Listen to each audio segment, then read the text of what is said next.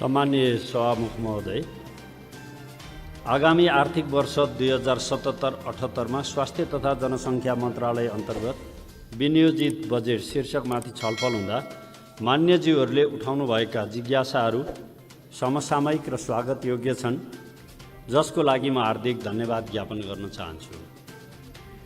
स्वास्थ्य क्षेत्रमा विनियोजित बजेट तुलनात्मक रूपमा यस वर्ष वृद्धि भएको छ। यो स्वास्थ्य क्षेत्र सुधारको लागि पर्याप्त छैन, यद्यपि यस क्षेत्रको सुधारको बलियो जग बसाल्न सकिन्छ भन्ने मान्यता राखेको छु। वर्तमान संविधानले स्वास्थ्यलाई नागरिकको मौलिक अधिकारको रूपमा अङ्गीकार गरेको परिवेशमा स्वास्थ्य तथा जनसङ्ख्या मन्त्रालयले राष्ट्रिय स्वास्थ्य नीति 2076, 15औं योजना र अन्तर्राष्ट्रिय प्रतिबद्धता अनुरूप सङ्घ, प्रदेश र स्थानीय तहमा स्वास्थ्य सेवाको सन्तुलित विकास र विस्तार गरी गुणस्तरीय स्वास्थ्य सेवामा आम नागरिकको पहुँचमा वृद्धि गर्ने गरी कार्यक्रम सञ्चालन हुने विश्वास दिलाउन चाहन्छु। विगत 2 वर्षका नीति तथा कार्यक्रम र बजेट सुधारका लागि लगानीको आधार वृद्धि गरेको छ। आगामी वर्षको सरकारको नीति तथा कार्यक्रम र बजेटले स्वास्थ्य क्षेत्रलाई उच्च प्राथमिकता दिएको सम्मानीय सभामुख महोदय मार्फत यस सभामा अनुरोध गर्न चाहन्छु।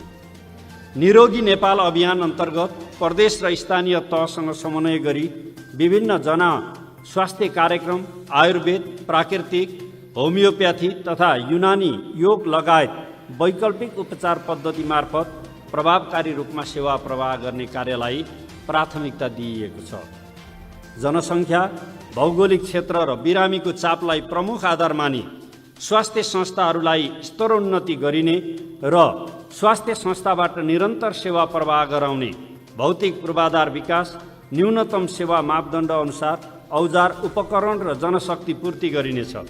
स्वास्थ्य संस्थाहरूमा वर्तमान संरचना र दरबन्दीमा पुनः संरचना गरी आवश्यकता अनुसार तत्काल अस्थायी दरबन्दी स्वीकृत गरिनुका साथै चिकित्सक र स्वास्थ्य कर्मीहरूको सुविधामा वृद्धि गरी उच्च मनोबलका साथ काम गर्ने वातावरण सहित स्वास्थ्य कर्मीहरूको निरन्तर उपस्थित हुने व्यवस्था गरिएको छ। आमा सुरक्षा कार्यक्रम अन्तर्गत सुरक्षित मातृत्व एवं प्रजनन स्वास्थ्य सम्बन्धी कार्यक्रमलाई विस्तार गर्नुका साथै बाल रोग विशिष्टकृत सेवा सुरु र सञ्चालनका अतिरिक्त बाल तथा नवजात शिशुका लागि आइसियु, एनआइसियु सेवा सङ्घीय तथा प्रादेशिक अस्पतालहरूमा विस्तार गरिएको छ। प्रत्येक स्थानीय तहमा एक चिकित्सक व्यवस्था गर्ने साथै एक संस्था एक चिकित्सकको व्यवस्थापनको लागि आवश्यक मापदण्ड बनाई कार्यान्वयनमा ल्याइनेछ। स्वास्थ्य बिमा तथा सामाजिक सुरक्षाका सन्दर्भमा आम रूपमा बिमाको दायरा बढाउनका लागि नीतिगत रूपमा विद्यमान व्यवस्थालाई परिमार्जन गरी अगाडि बढाउने प्रतिबद्धता जाहेर गर्दछु। महिला स्वयंसेविकालाई सेवा सुविधामा क्रमशः वृद्धि गर्ने कार्यलाई अघि बढाइएको छ। भत्ता वृद्धि गरिएको बेहोरा यहाँहरूलाई अवगत नै छ। चिकित्सक, नर्सहरू र स्वास्थ्य कर्मीहरूको निम्ति 100% भत्ता वृद्धि गर्नुको साथै 25 लाखको बिमा व्यवस्था गरिएको बेहोरा पनि सम्मानित सदनलाई म जानकारी गराउन चाहन्छु। कोभिड-19 का कारणले समाजमा मनोवैज्ञानिक प्रभावलाई कम गर्न स्थानीय तह र प्रदेशको समन्वयमा आवश्यकता अनुरूप मनोसामाजिक परामर्श सेवाका कार्यक्रमहरू सञ्चालन गरिनेछ। विपन्न, असहाय र गरिब जनताका लागि तोकिएको मापदण्डको आधारमा निःशुल्क स्वास्थ्य सेवा उपलब्ध गराउनका लागि पर्याप्त बजेट विनियोजन गरिएको छ।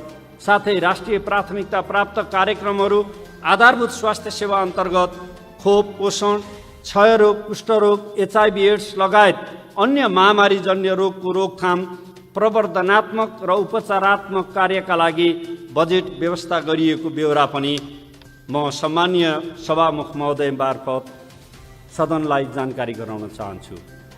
त्यस्तै यो वर्षको कार्यक्रममा हामीले केन्द्रमा 300 बेडभन्दा बढीको सरुवा रोगसँग सम्बन्धित अस्पताल र टेकुको हाम्रो केन्द्रीय ल्याबलाई स्तर वृद्धि गर्ने, प्रत्येक प्रदेशमा 50 बेडभन्दा माथिको सरुवा रोगसँग सम्बन्धित अस्पतालको स्तर वृद्धि गर्ने र नयाँ बनाउने, सँगसँगै त्यसमा ल्याबको व्यवस्था गर्ने, पुरानो अञ्चल अस्पतालहरूलाई 200 बेडको स्तर उन्नति गर्ने र सङ्घमा रहेका 5 वटा सङ्घीय अस्पतालहरू र प्रत्येक प्रदेशमा मध्ये 2टा प्रदेशमा सङ्घको अस्पताल नभएको कारणले पोखरा स्वास्थ्य विज्ञान प्रतिष्ठान र कर्णाली स्वास्थ्य विज्ञान प्रतिष्ठानमा 500 बेडसम्मको स्तर उन्नति गर्ने कार्यक्रमलाई पनि यो वर्ष हामीले समावेश गरेका छौँ र प्रत्येक जिल्लामा 50 बेडको अस्पताल नभएका जिल्लाहरूमा 50 बेडको अस्पतालको व्यवस्था गर्ने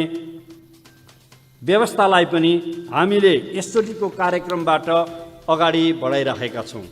सम्माननीय सभामुख महोदय, म यो विनियोजन विधेयकमाथिको हाम्रो कार्यक्रम र योसँग सम्बन्धित रहेर छलफलमा भाग लिने 65 जना माननीय सदस्यज्यूहरूले उक्त दिनको कार्यक्रममा सहभागिता रहनुभएको थियो र अहिलेको यो कोरोना महामारी लगायत अन्य स्वास्थ्यसँग सम्बन्धित रहेका विषयहरूको बारेमा धेरै जिज्ञासाहरू पनि उठेका छन् र म मूलभूत रूपमा ती विषयहरूको बारेमा संक्षिप्तमा चर्चा गर्न चाहन्छु। र यो कोभिड महामारी अहिले विश्वव्यापी रूपमा एउटा युद्धको रूपमा अगाडि आएको छ र यसलाई परास्त गर्नको निम्ति विश्वभरिकै जनसमुदायहरू सबै एकताबद्ध भएर आफ्नो आफ्नो ठाउँमा जुटिरहनु भएको छ र नेपालमा हामीले यसलाई प्रवेश हुन नदिन, प्रवेश भइहाले यसलाई विस्तार हुन नदिन, विस्तार भए जोखिमलाई न्यूनीकरण गर्ने रणनीतिका साथ हामीले आजसम्म काम गर्दै आएका छौँ। अहिलेसम्म हामीले गरेका प्रयासहरूको बारेमा मलाई लाग्छ यो सम्मानित संसद जानकारी नै छ। अरूको देशहरूभन्दा हाम्रो देशमा यसको अलि फरक खालको क्यारेक्टर रहेको बेहोरा पनि म सम्मानित सदनलाई जानकारी गराउन चाहन्छु। अरू देशहरूमा उमेर समूहको हिसाबले हेर्ने हो भने जति उमेर समूह माथि माथि गयो त्यति रोगले आक्रमित भएको हामीले तथ्य आङ्कडाहरू देख्छौँ।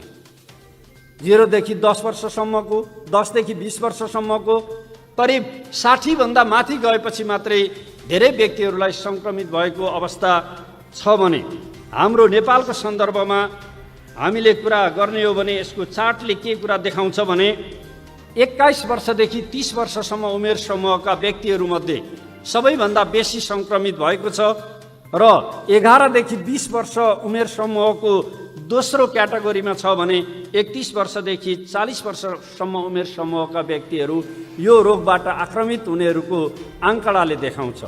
यसले गर्दा मूलत विदेशमा काम गर्न जाने, रोजगारीका निम्ति वा अरू अवसरको निम्ति जाने व्यक्तिहरूबाटै सङ्क्रमित भएको कुरालाई यसले प्रमाणित गर्न खोजेको यो तथ्यले पनि हामीलाई देखाउँछ। र यो सँगसँगै यहाँ उठेका विषयहरूको बारेमा म थोरै के चर्चा गर्न चाहन्छु भने मूलभूत रूपमा उठेको प्रश्नहरूमध्ये एउटा 10 अरब खर्च हुँदाखेरि त्यो कहाँबाट खर्च भयो, कसरी खर्च भयो भन्ने मान्यज्यूहरूको जिज्ञासालाई म के आग्रह गर्न चाहन्छु भने अहिलेसम्म भएको यो खर्चमध्ये मूलभूत रूपमा 276 करोड रकम चाहिँ स्थानीय तहबाट खर्च भएको छ र मूलत यो 641वटा पालिकाको मात्रै यहाँ समावेश भएको छ। यो 753मा पुग्नको निम्ति अझै बाँकी नै छ। यो क्वारेन्टाइन बनाउनेदेखि आन्तरिक व्यवस्थापनको कामहरूमा पनि यो खर्च भएको छ भने प्रदेशको तर्फबाट जम्मा 108 करोड खर्च भएको छ, सङ्घको तर्फबाट 603 करोड खर्च भएको छ। यो 603 करोडहरू मध्ये पनि सिसिएमसी, हाम्रो स्वास्थ्य मन्त्रालय र यो विषयसँग सम्बन्धित अन्य कामहरू पनि योसँग जोडिएर आएका छन्। जस्तै एकजना सङ्क्रमित देखियो, वीरगन्जमा एकजना सङ्क्रमित देखियो, त्यसको लागि कन्ट्र्याक्ट ट्रेसिङमा जानु पर्यो भने त्यो जाने व्यक्तिहरू, सुरक्षाकर्मीहरू र त्यो कार्यमा संलग्न भएका सबैहरूको खर्च पनि यो यसमा जोडिएर आउने हो।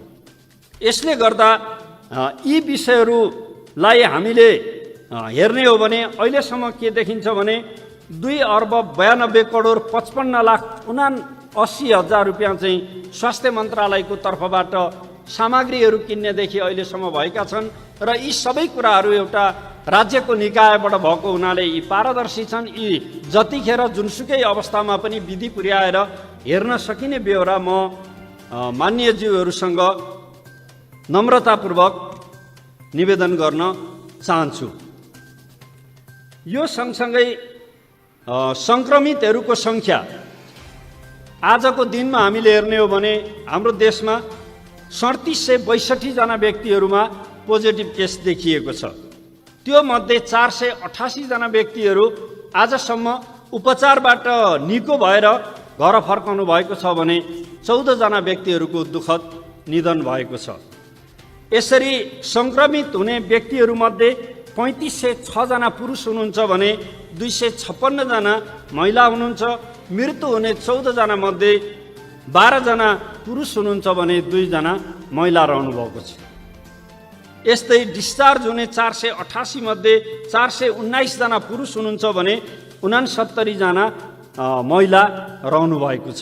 यसले गर्दा मैले खर्चको बारेमा र अहिले हाम्रो यो सङ्क्रमितहरूको अवस्थाको बारेमा यो खालको स्थिति रहेको छ र 7वटै प्रदेश र 71 जिल्लामा सङ्क्रमणको प्रभाव चाहिँ गएको छ।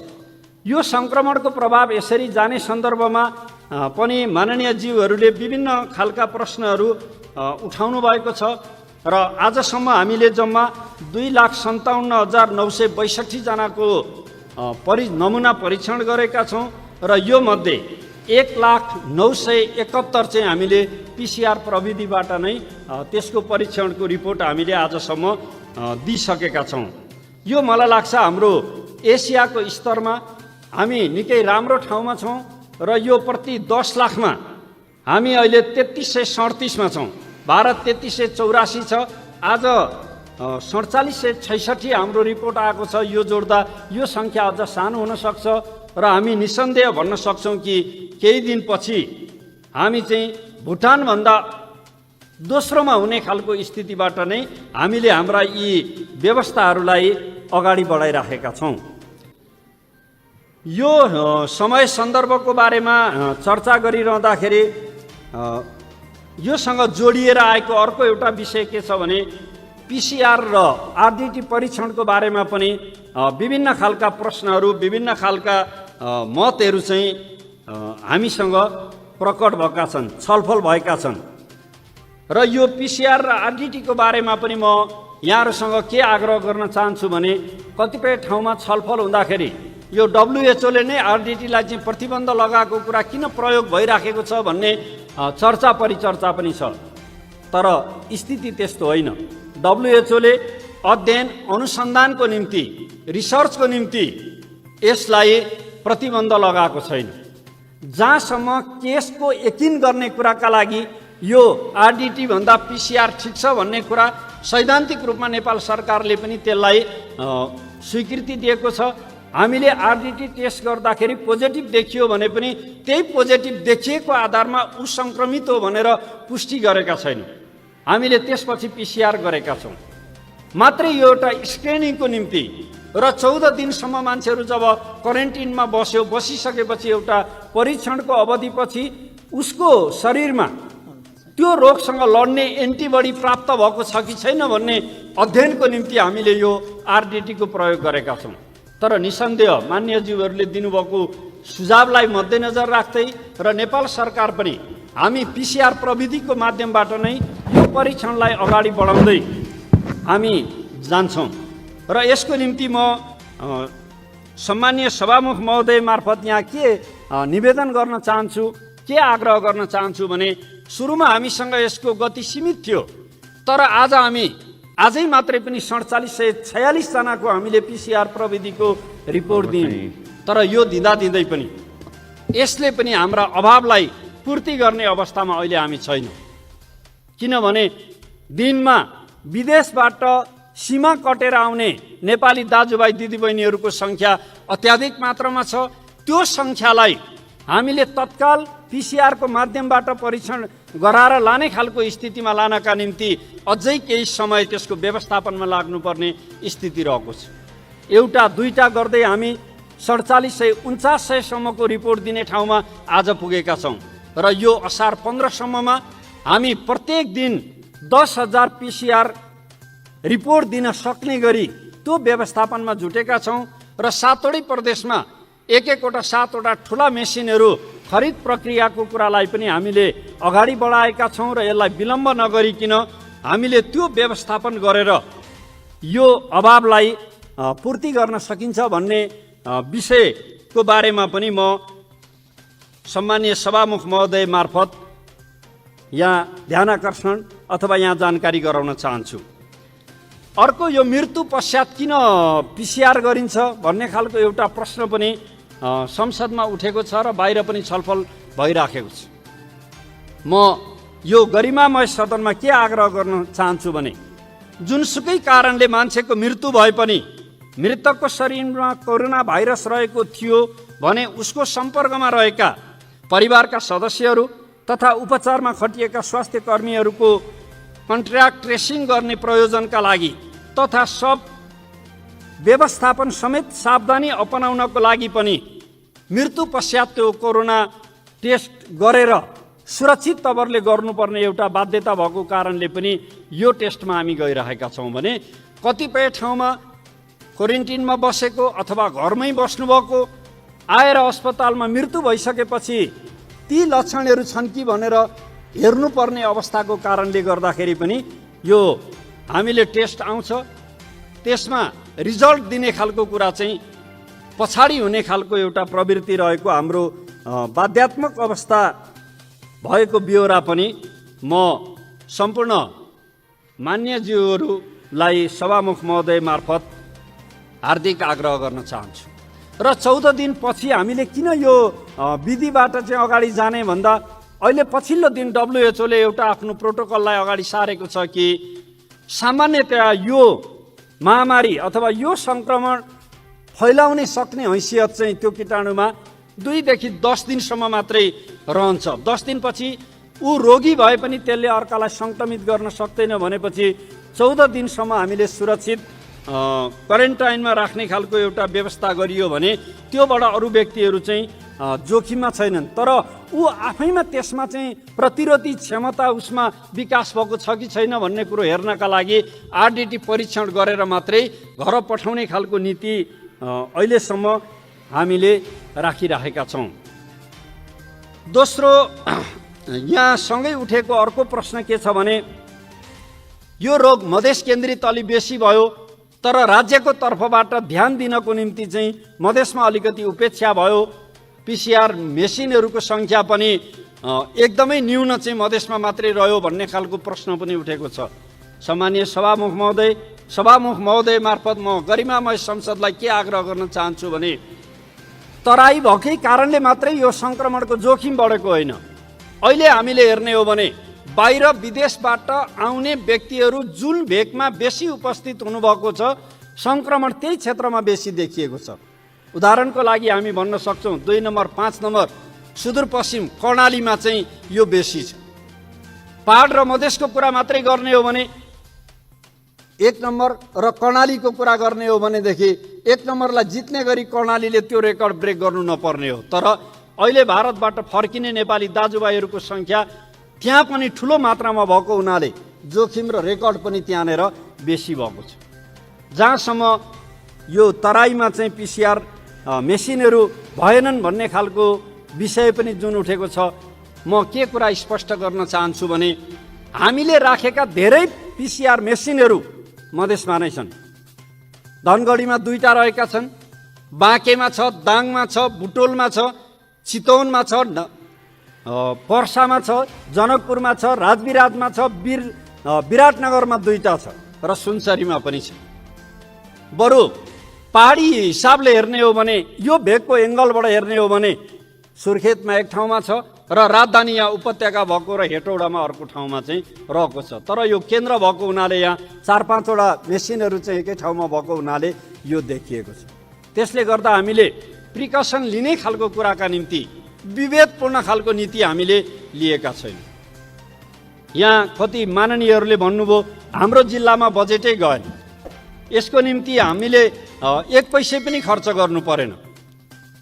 म यति मात्रै नम्रतापूर्वक निवेदन गर्न चाहन्छु 753 वटै स्थानीय तहमा बजेट गएको यहाँ स्वास्थ्य मन्त्रालयको तर्फबाट प्रकाशित भएको यो रातो पुस्तिका छ, यो तपाईँको हातमा आयो भने 753 पालिका तपाईँको निर्वाचन क्षेत्रभित्र पनि पर्छ होला भन्ने ब्यौरा म अनुरोध गर्न चाहन्छु।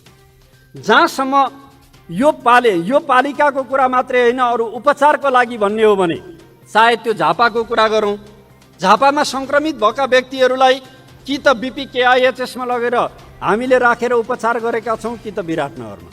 पर्साकै कुरा गर्ने हो भने पनि हामीले चाहिँ त्यहीँ उपचार पनि गरेका छौँ, यहाँबाट टोली पठाएर पनि गरेका छौँ। यसले गर्दा हामीले क्षेत्र वा जिल्ला वा अमुक व्यक्तिहरू भनेर हामीले यसमा कुनै विभेद गर्ने खालको नीति लिएका छैनौँ। किनभने यो चाहिँ कुनै सत्ता पक्ष र प्रतिपक्षको कुरा होइन। महामारीका विरुद्ध हामी एउटै टिमका खेलाडी हौँ, एउटै अभियानमा छौँ र यसलाई परास्त गर्ने हाम्रो साझा दायित्व र जिम्मेवारी हो भन्ने अर्थमा नै हामीले यसलाई लिनुपर्छ। त्यसले गर्दा मधेस पहाडको कुरा भन्दा पनि हामीले मूलभूत रूपमा यो खालको व्यवस्था गर्न सक्यौँ, यो ढङ्गले बुझिदियौँ भनेदेखि यसले अझ बेसी हामीलाई सहयोग पुर्याउँछ। जहाँसम्म अन्य विषयहरूको बारेमा पनि मान्यज्यूहरूले जुन विषयहरू उठाउनु भएको छ, ती विषयहरूले हामीलाई अगाडि बढ्नको निम्ति पथ प्रदर्शकको काम नै गर्नेछन्। निजी क्षेत्रलाई यो अभियानमा सामेल गर्न, योग्यता पुगेका निजी क्षेत्रहरूलाई पनि पिसिआर परीक्षण गर्ने खालको एउटा कार्यविधि बनाएर हातेमालो गर्दै अगाडि बढ्ने सन्दर्भमा पनि हामीले एक ढङ्गको प्रोटोकल तयार गर्ने काममा हामी अहिले लागिसकेका छौँ।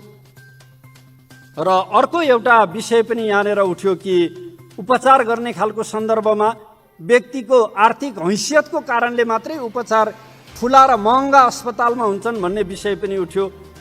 म एउटै मात्रै विषय के स्मरण गराउन चाहन्छु भने स्वास्थ्य मन्त्रीको हिसाबले म यहाँ उभिरहँदा मलाई गर्व पनि लागेको छ कि यो मुलुकको सम्माननीय प्रधानमन्त्री नेपालको सरकारी अस्पतालमा नै मृगौला प्रत्यारोपण गरेर जुन अस्पतालप्रति आफ्ना डाक्टरहरू माथि जुन खालको विश्वास दिलाउनु भएको छ र पैसा र ओहदामा हुनेहरूले अब बाहिर र महँगो ठाउँमा मात्र होइन, सरकारीमा पनि यो गर्न सकिन्छ भन्ने जुन व्यवहार स्थापित भएको छ, त्यसले मलाई व्यक्तिगत हिसाबमा पनि एउटा हौसला, एउटा ऊर्जा प्रदान गरेको छ।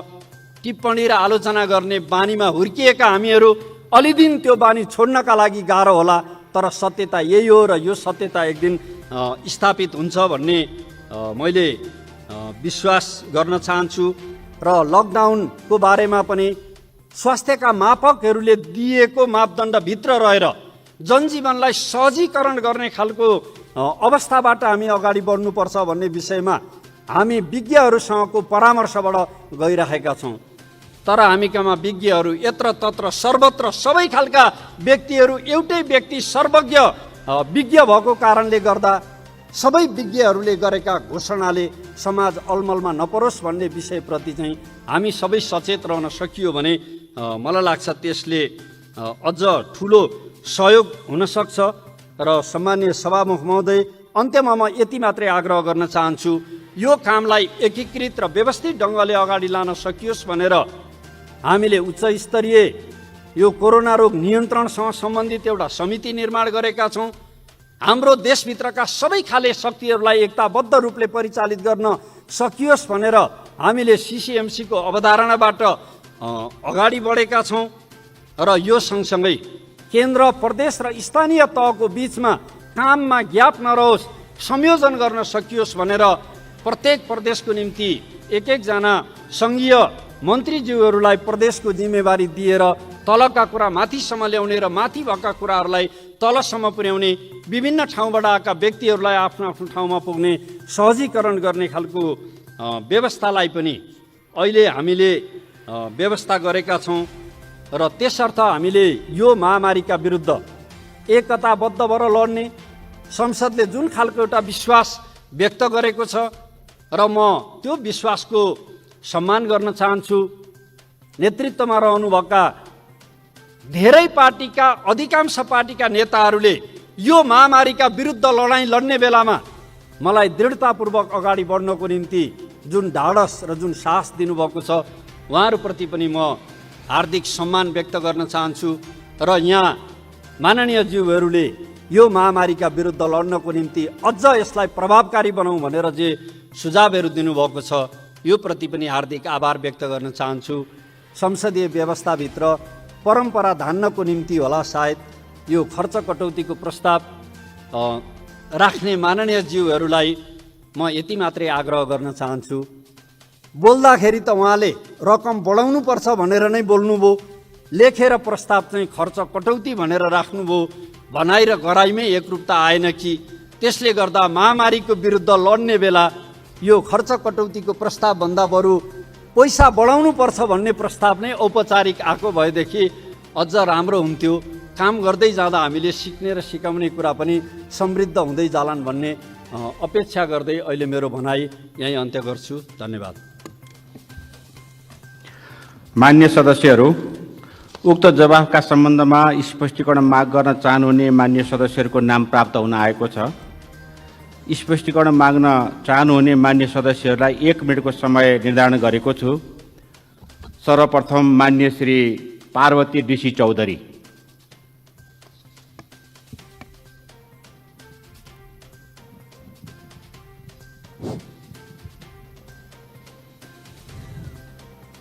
कोभिडबाट नेपाल र नेपाली जनतालाई मुक्त गर्नुहोस् भन्दै सम्मान्य सभामुखज्यूबाट मन्त्रीज्यूलाई मेरो प्रश्न। जेठ 3 देखि 25 सम्म 23 दिनमा 14 जनाको मृत्यु भएछ। कोभिड क्वारेन्टाइनमा मृत्यु हुनु, बलात्कृत हुनु सरकारको लापरवाही होइन र मन्त्रीज्यू? गलत रिपोर्ट दिने आरडिटी टेस्टप्रति मन्त्रीज्यूको यति धेरै मोह किन? आरडिटी टेस्ट बन्द गरौँ, पिसिआर मेसिन बढाउँ, सबैको व्यापक रूपमा पिसिआर टेस्ट गरौँ। अझै कतिलाई मार्दै जाने मन्त्रीज्यू? नेपाली सेना ठेकदार र व्यापारी भएछन्, स्वास्थ्य उपकरण खरिद गर्न दिनुभएछ, ठिकै गर्नुभयो। अब सीमा सुरक्षाको लागि नयाँ फोर्स गठन गरौँ, नेपाली गोर्खाली सुरक्षा फोर्स। यसो गर्दा कसो होला मन्त्रीज्यू? आरडिटीबाट नेगेटिभ देखिए र घर पठाइन्छ र उसको मृत्यु हुन्छ, पिसिआर टेस्टबाट पोजिटिभ देखिन्छ। त्यसैले शङ्का भएको आरडिटी प्रति यतातिर मन्त्री स्वास्थ्य मन्त्रालयको ध्यान नजाओस्, यसलाई पूर्ण बन्द गर्नुपर्छ भन्न चाहन्छु। मन्त्रीज्यू, नेपालगञ्ज सुर्खेतमा बस्नेहरू हुम्ला जानको लागि पिसिआर टेस्ट गरेका रहेछन्, सबैको नेगेटिभ आयो, तर कसैको नाम छैन, कसैको नाम बिगारिएको छ। तिनीहरू अब मान्य श्री दुर्गा पौडेल। सम्मान्य सभामुख महोदय मार्फत मान्य मन्त्रीजीलाई मेरो जिज्ञासा। अहिले समाचारमा आएको छ कोभिड-19 को कारणले क्वारेन्टाइनमा बसेका 1,70,000 मानिसहरूमध्ये 1,50,000लाई घर फर्काइँदैछ, त्यो पनि बिना चेक जाँच गरी। यदि त्यो कुरा सत्य हो भने बिना चेक जाँच गरी पठाउने भने यो कोभिड-19 को त लक्षणै नदेखिकन पनि मान्छे मरिसकेपछि चेक गर्दाखेरि पोजिटिभ आएको रिपोर्ट छ। यो हिसाबले त भोलि बिहान ठुलो महामारीको स्थिति पैदा हुने भयो। त्यसलाई समाधान गर्न त झन् जटिल होला नि। त्यसैले गर्दाखेरि यदि यो समाचार सत्य हो भने यसलाई बदल्न पर्छ र यसलाई तत्काल ती घर पठाउनेहरूलाई चेक जाँच गरेर मात्रै पठाउनुपर्छ भन्ने मेरो भनाइ हो। धन्यवाद। मान्य श्री प्रेम सुवाल। सम्मान्य सभामुखज्यू मार्फत मन्त्रीज्यूलाई प्रश्न। धनुषाको वीरेन्द्र गुरुङ मैता यादवको 10 गजामा छत पतिएर मृत्यु भयो। सुदूरपश्चिममा क्वारेन्टाइनमा चरम लापरवाही। एउटै कपिलवस्तुमा एउटै विद्यालय भवनमा 72 जना सङ्क्रमित, दैलेखमा घर पठाइएका 87 पुनः सङ्क्रमित आदि समाचार छ। यसले कोभिड-19 रोकथाममा स्वास्थ्य मन्त्रीज्यू स्थापना जस्तो मात्र देखियो। यो रोकथाममा प्रदेशका मुख्यमन्त्री र स्वास्थ्य मन्त्रालयका सचिव जिम्मेवार हुन् कि होइनन्? सिमानामा परीक्षण गरी क्वारेन्टाइनमा कडा गरी स्थानीय तहमा पठाइएको भए यति सङ्क्रमण नहुने होइन र WHO ले नेपाललाई लकडाउन खुकुलो गर्न नहुने सुझाव दिएको हो या होइन? चुनावमा मत लिए जस्तै कार्यकर्तालाई घरदोलोमा पठाएर शारीरिक दूरीमा बस्ने चेतना दिने काम किन गरिएन? कार्यकर्ताको लागि पारिश्रमिक बजेटमा नै विभिन्न कार्यक्रम राखिएको होइन र? धन्यवाद। मान्य श्री राम सहाय प्रसाद यादव। मुख्य महोदय, कोरोना महामारीबाट सबैभन्दा बढी प्रभावित प्रदेश नम्बर 2 हो, त्यसपछि प्रदेश नम्बर 5। देशको कुल सङ्क्रमित सङ्ख्याको झन्डै 70% यी 2 प्रदेशमा छन्।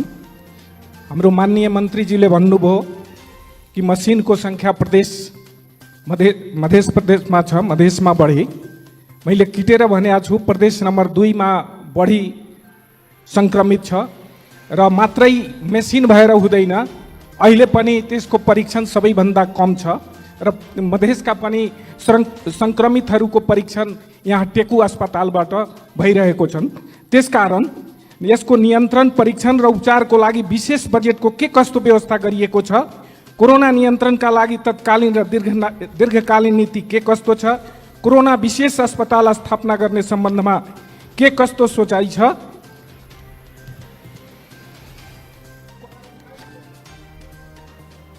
मान्य सदस्यहरू, अब मान्य स्वास्थ्य तथा जनसङ्ख्या मन्त्री श्री भानुभक्त ढकाललाई उक्त स्पष्टीकरणको सम्बन्धमा स्पष्ट पार्न अनुमति दिन्छु।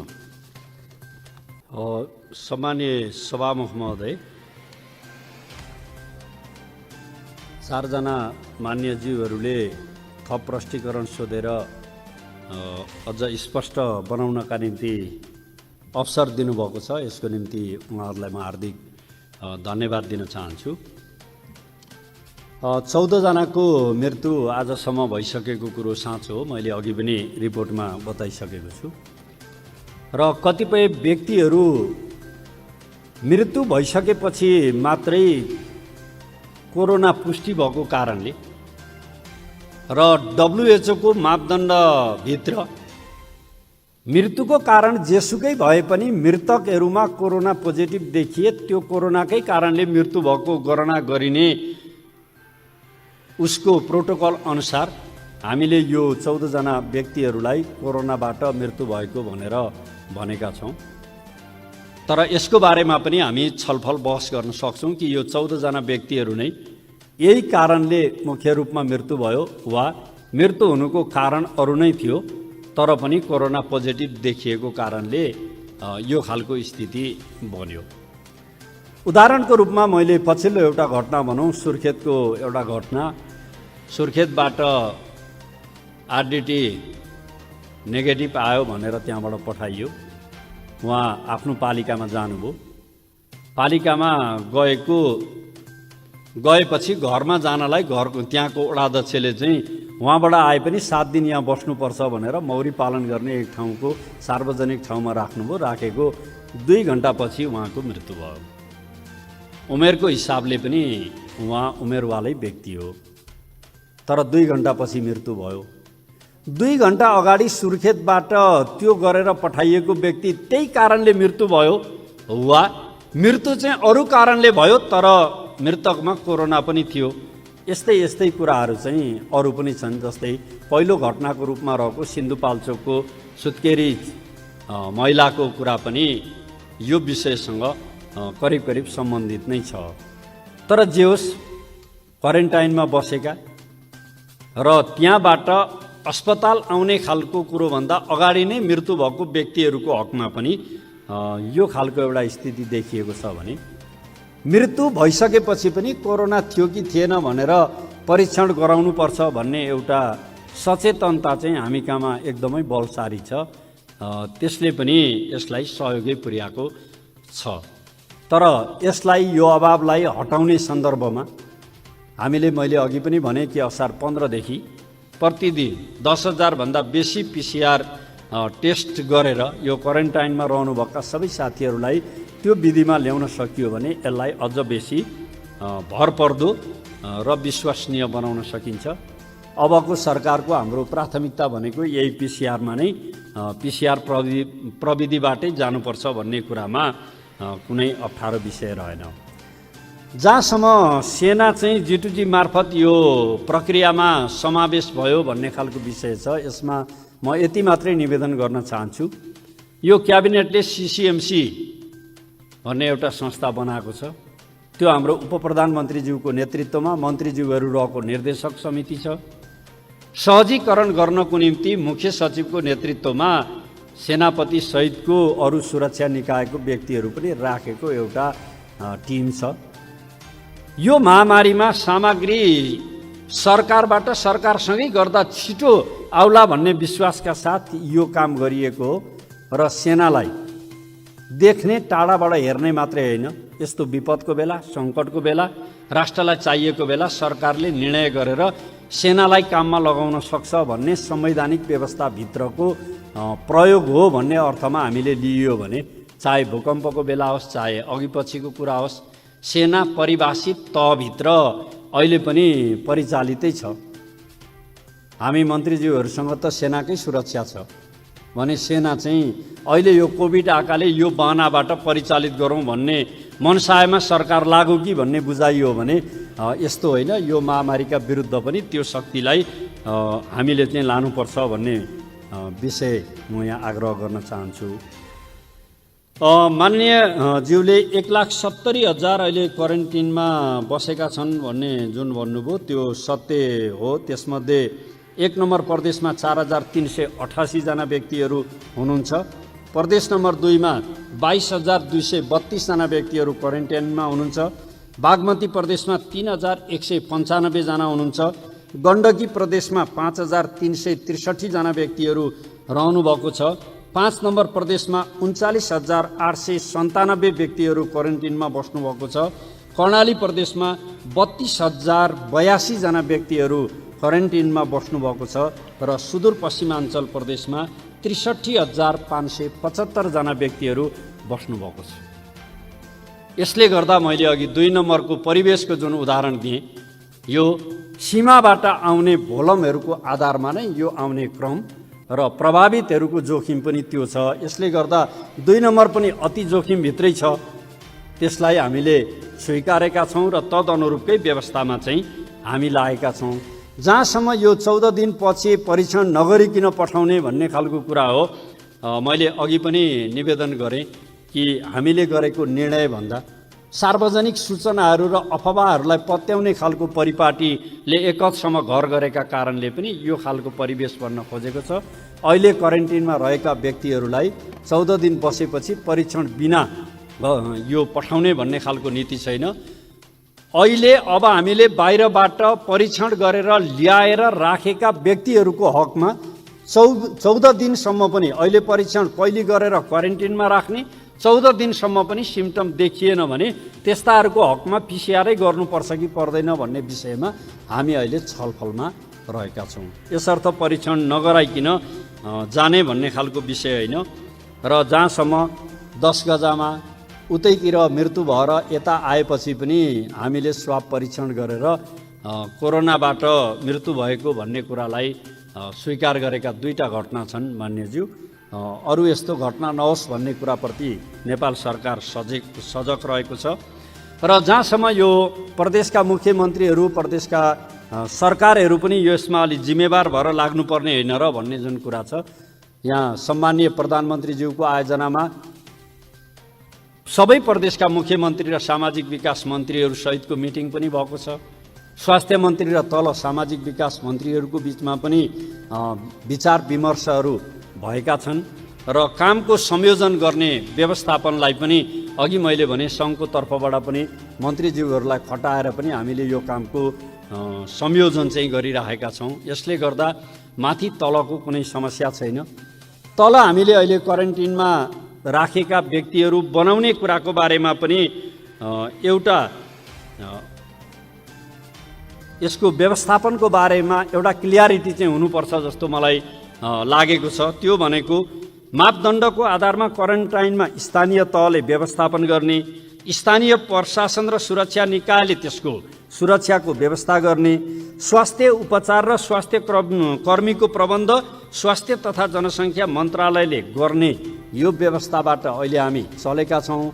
तल बस्ने खानेको अभाव हुँदा अहिलेसम्म जति स्थानीय तहहरूले गर्नुभएको छ त्यो नसकेको जति केही हदसम्म प्रदेश सरकारले, त्यसले पनि नसकेको हकमा केन्द्र सरकारले त्यो सबै व्यवस्था गर्छ भन्ने कुरा केन्द्र सरकारको तर्फबाट निर्णित विषय हो। यसले गर्दा पैसाको अभावमा यो क्वारेन्टाइनमा बस्ने व्यक्तिहरूको व्यवस्थापनमा सरकारले हेलचेक्राइ गर्छ वा उपचारमा ध्यान दिँदैन भन्ने खालको विषय त्यो भयबाट हामी भयरहित भएर जान सक्छौँ। सम्माननीय सभामुख महोदय, अन्त्यमा यो छलफलमा भाग लिएर अझ यसको विरुद्ध प्रभावकारी ढङ्गले लडाइँलाई व्यवस्थित गर्नको निम्ति योगदान गर्नुहुने सम्पूर्ण मान्यज्यूहरूप्रति हार्दिक आभार व्यक्त गर्न चाहन्छु। र यो लडाइँको बेला मत विमतको कुरो भन्दा पनि खर्च कटौतीको प्रस्ताव गर्नुहुने सम्पूर्ण मान्यज्यूहरूले त्यो प्रस्तावलाई पुनर्विचार गरी फिर्ता लिएर एकताबद्धका साथ यो महामारीको अभियानमा लाग्ने वातावरण बनोस् भन्ने आशा, अपेक्षा र विश्वास पनि सम्माननीय सभामुख महोदय मार्फत यो गरिमामय संसदमा राख्दै मेरो आफ्नो भनाइ अन्त्य गर्छु। धन्यवाद।